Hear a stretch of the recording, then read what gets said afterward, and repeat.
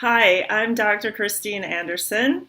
I am a chiropractor in Los Angeles, and tonight I'm going to talk about 13 ways movement can help your brain and your body, no matter how old you are. We all can benefit from movement. So, I don't know if you've heard the saying, sitting is the new smoking. And that is pretty much because now we sit so much, we're so sedentary that it is having effects on our health. So it can shorten your lifespan, it can diminish the quality of your life, it can contribute to chronic diseases. So sitting, which is what most of us do, we go from our bed to our computer to our couch to our car.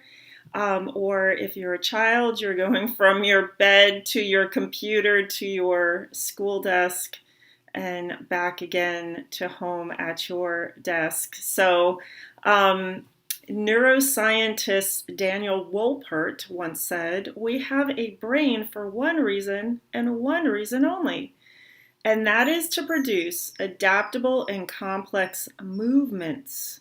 Movement is the only way we have of affecting the world around us. I believe that to understand movement is to understand the whole brain, and therefore it's important to remember when you are studying memory, cognition, sensory processing, they're there for a reason, and that reason is action. So what this means is our brains have evolved to have the brain that we do to move our bodies. People think that it's about memory and thinking and cognition and this type of thing. But to illustrate this, there is a particular sea creature called the sea squirt, and in its infantile stage, it has a brain, it has a nervous system. And it will swim around using this nervous system to propel its body through the water, find a hospitable site, plant itself down, and then it will absorb the brain and the nervous system because it no longer needs it. It just merely collects whatever is floating around as its nutrition. It no longer needs a brain. So if you don't want to be a sea squirt, which is okay, so let's carry on. There was a little glitch in the broadcast. Let's start with number one reason to move your body is to help with circulation and heart health. So our heart is a muscle. We need to work it. We need to move it for it to function properly and circulate blood around to our brain, to our body. And that's going to also bring oxygen and nutrients to our cells and remove waste products so that we don't have toxins build up in our system. Reduce the risk of high blood pressure, heart disease, and stroke because the heart will be more efficient at pumping, and it's going to also give you endurance and energy. So this is a great reason to move your body. Number two, lymph flow. So most people don't think about their lymphatic system unless you feel in your neck and you're like, oh, there's a little lump there. I've got some swollen lymph glands. But it is a very important system. It is part of our immune system. And what it does is it carries away waste and toxins that we produce in our body or that have come into our body by other means. We need to get rid of them. Otherwise, we're going to store them in our body, and we don't want that. And this lymph flow is dependent on the movement of our muscles in our body, so squeezing and pushing the lymph through, as well as breathing, which involves the respiratory muscles. So this is all about movement in our body. Number three is regulate digestion and elimination. So, talking about circulation, this includes getting blood flow to our gut, stomach, the intestines, large and small. And it's going to do something called peristalsis. So, this is a movement that is contractions of the muscles that line the intestines to help move the food through the intestines and then the waste through the large intestine. And that is going to help keep things moving along, because it is no fun when your body is not digesting food properly. And part of this action is due to an increase in the parasympathetic nervous system. This is what we need to have be active in what we call rest and digest. So the complement to this is the sympathetic nervous system, which we need to move us into action to do something in a very quick way. But in order to have digestion occur, we cannot be running around like a crazy person. So exercise and movement actually do help this process of moving food through the body. And the digestive system, in order to break down food, needs to be at rest. So think about, if you're running, you're not going to be digesting your food because the circulation is diverted to the muscles of the body. And speaking of muscles, let's talk about muscle function. So you have more than 600 muscles in your body, and that contributes to about 40% of your body weight. And one of the functions of the muscles is to store protein.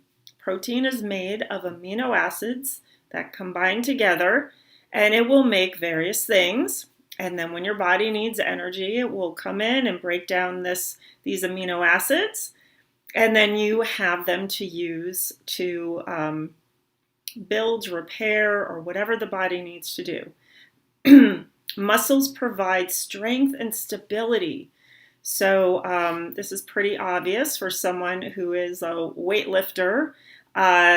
You can see that the muscles on the body, and they are more metabolically active. So it is going to mean that the body's more efficient in burning clean fuel from muscles versus storing as fat. And there's going to have stability, because if we don't have enough muscle mass and strength, then we can't hold ourselves upright, and it will affect our posture and the balance of muscles from front to back and side to side. Now, a little bit about sarcopenia. So this is a term that is given to talk about progressive muscle loss. And we kind of peak around age 20 or so, believe it or not, with our muscle mass. So we're building up muscle as we're growing. And then at about 20, it halts. And then about 30, we start losing muscle mass. And really, if you don't use it, you are going to lose your muscle. And therefore, your metabolic action is going to change, so that you are going to be putting more fat on your body. Even if you're not so-called fat, the percentage of muscle to fat is going to change. And one of the aspects of sarcopenia is that it is associated with physical disability, poor quality of life, and even a higher risk of death. So even though muscle mass tends to decrease, if you do use your muscles, even as you age, then you can prevent this muscle wasting, basically, from occurring. Now, this can occur at any age. And let's talk about healthy weight. So as I said in the previous slide, exercise and movement helps increase muscle mass. That's going to help increase energy output, because muscles are more metabolically active than our fat cells. So this is going to help prevent fat storage. Movement also helps decrease blood sugar and cortisol, which is one of our stress hormones, which tends to put weight on, especially around the middle. Exercise and movement also flushes toxins, which seem to accumulate fat for storage. So this is why as you start detoxification, you can also help flush those toxins along with the fat. You don't need that fat to hold on to those toxins. Now, a little word about this with the healthy weight, because it isn't just simply calories in versus calories out. It's also the type of food you're eating, the quality of the food, when you're eating it, how much food you're eating. So it's not a simple math equation, and it also depends on your age and your sex, your gender. Are you female? Are you male? So there's a lot that goes into healthy weight with exercise and movement. But in general, moderate amounts of movement are going to help because of some of the other effects that we're talking about and that we're going to continue to talk about. If you, let's just say you're not moving in the proper way for your body. In other words, maybe you're doing too much. Your body is already stressed and you're trying to run a marathon or something like that. It is possible that you will not lose weight or even gain weight if you are trying to push your body to do too much. So there is a balance that goes there too.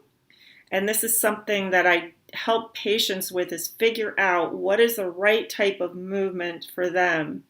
And I'll talk a little bit more about this in next week's episode, where I talk about different types of movement.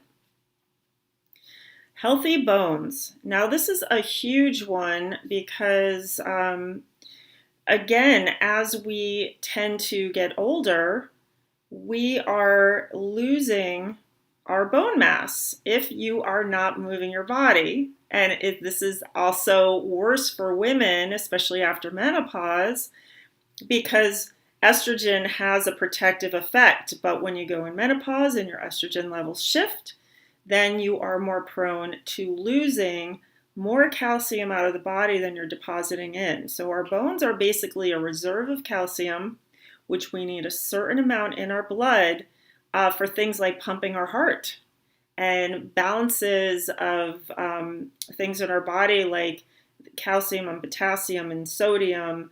All those electrolytes need a certain balance. So if you are not taking enough in your diet, then your body's going to go into the bones and go, hey, I need me some calcium.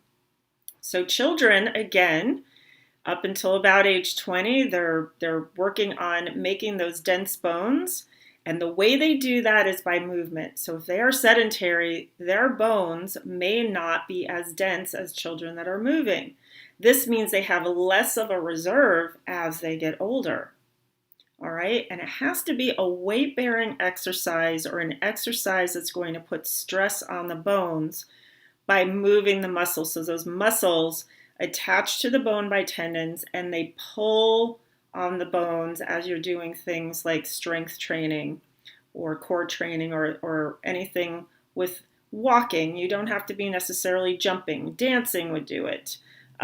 Even taking the stairs, anything where gravity is pressing on your body and you're using those bones as levers. Number 7, pain relief. So this is sometimes a catch-22.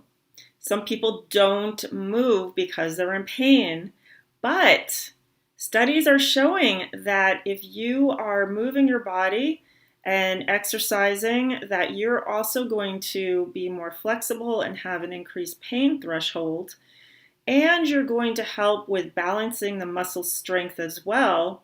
So you're going to actually benefit and probably have pain relief if you move your body in the correct way. Again, we don't want to do things that are going to put the joints maybe that are painful under too much stress. So you want to look at what you're doing and avoid things with high repetition, high impact, running or moving on hard surfaces, maybe doing twisting or jerking motions might not be so great. So this is something that we have to look at And again, this is what I help people do, is create a movement program that's going to work for their body so that they can help get out of pain and have a happier, healthier life. And it is going to help with their posture. It's going to help with not gaining so much weight, which then puts stress on the joints.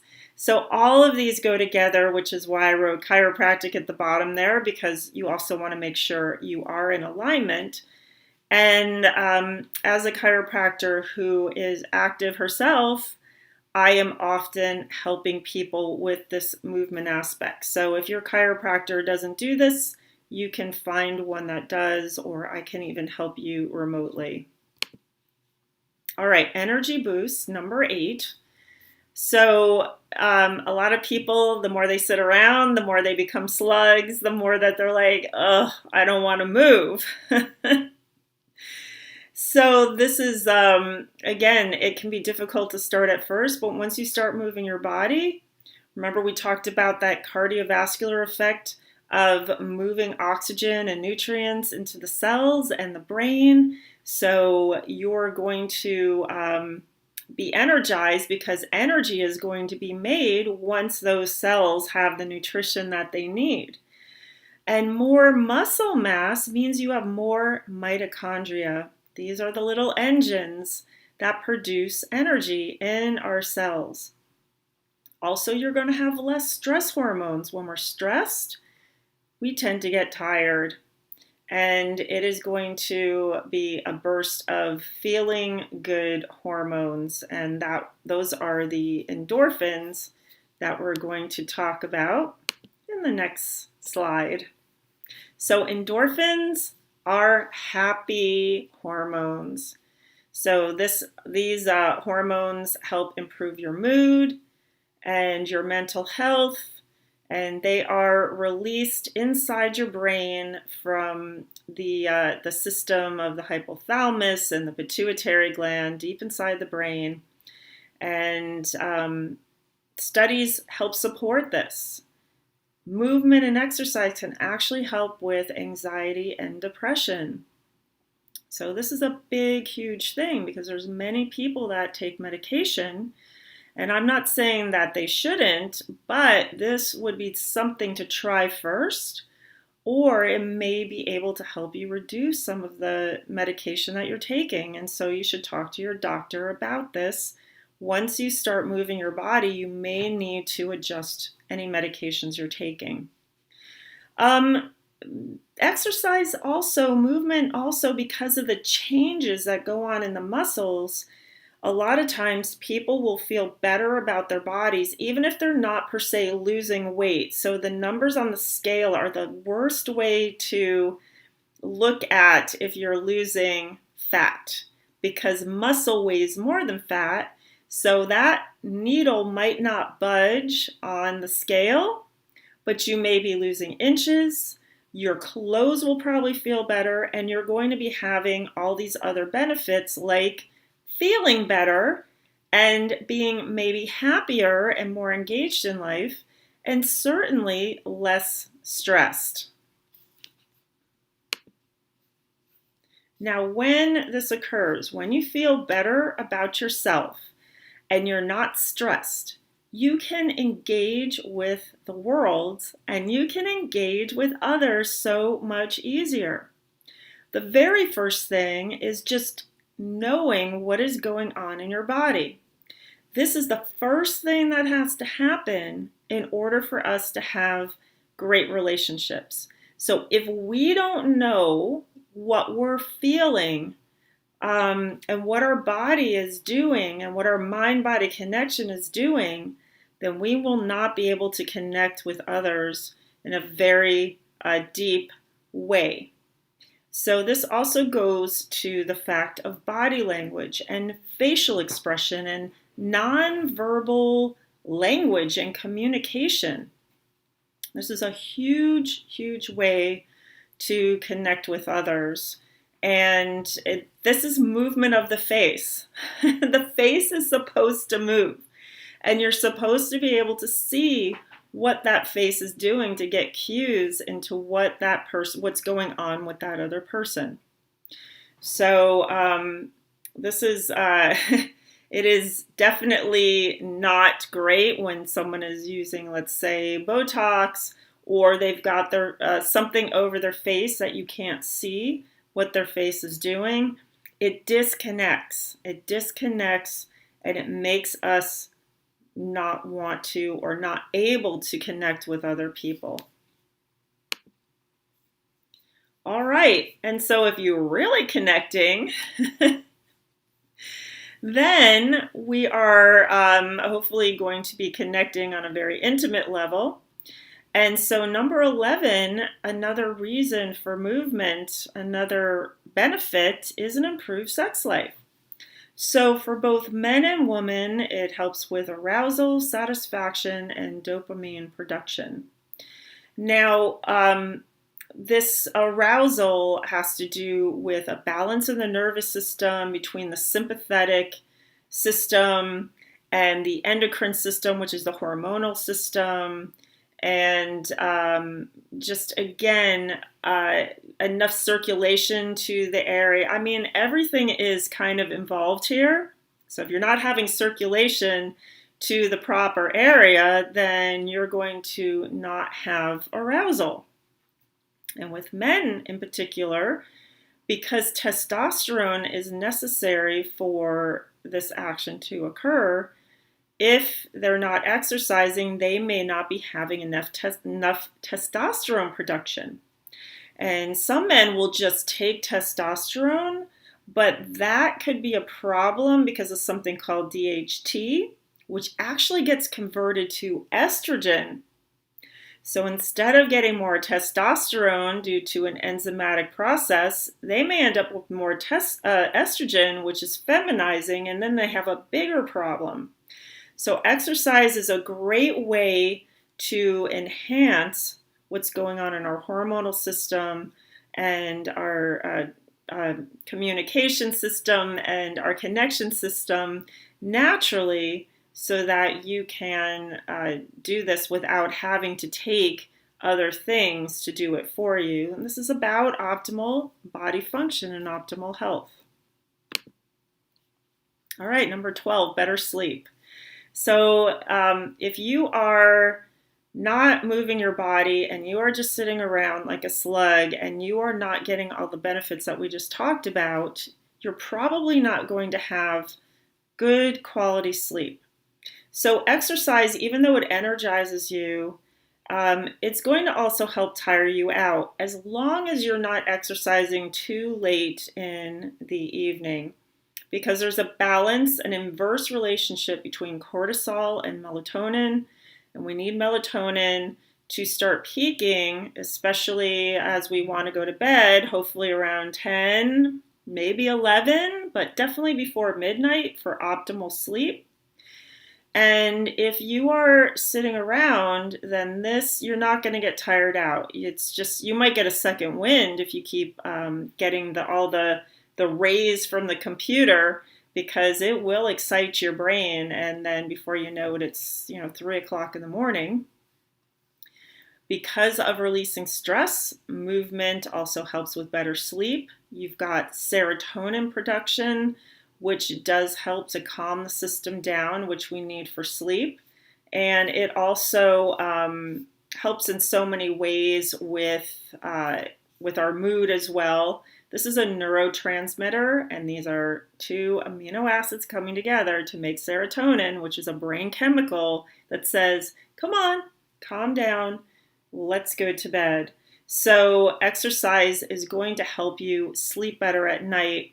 And it's actually, researchers have said that this is a daytime behavior that is the best associated with sleep. So it's kind of number 1 for daytime behaviors to help with your sleep.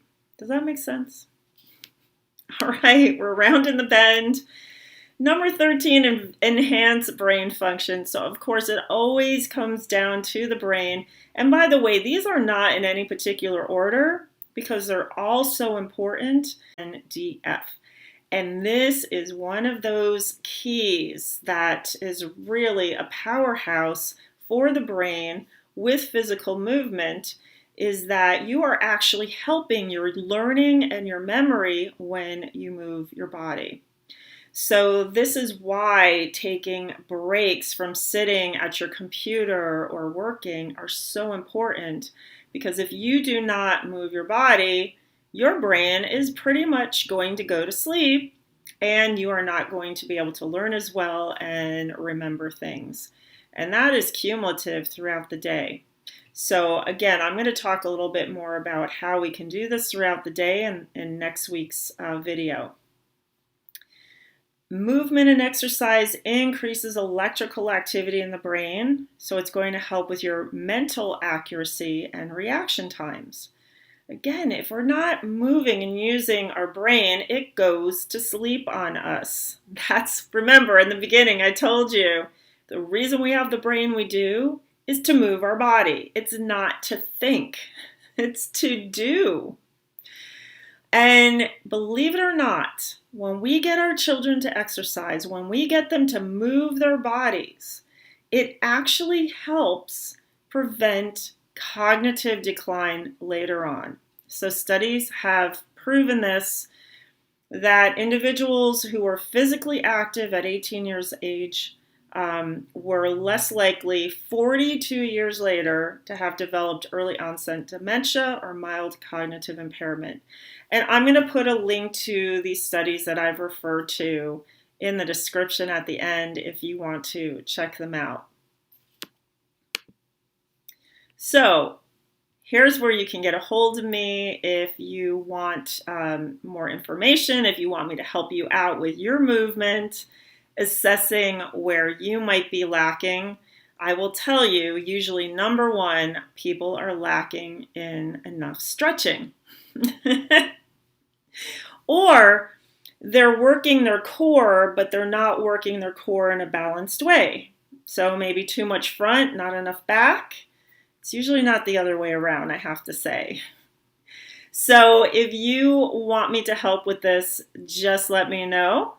Contact me and I can do this even remotely if you do not live in the Los Angeles area. Next week, I'm going to talk about creative ways to get more movement in your life, because I know everybody is busy and that time is never going to show itself and just show up and go, hey, now we're going to move our body. If you are new to this channel, I do a live video every Tuesday, 6:30 p.m. Pacific time. You can always watch the replay later, but you can ask questions if you want while I go live. I try to go live at 6:30. Tonight I had some technical difficulties, so that's life when you are working with the internet. Okay. So please, if you found this useful, please like it. It does help. It helps with the demographics so that this video gets shown and therefore helps more people so that they can have a healthy lifestyle. Subscribe if you'd like to know when I'm coming on live or posting a random video, which I will do here and there. And please share with those that you love so that they too can have optimal health and an optimal life. Thanks so much, and I will see you next time.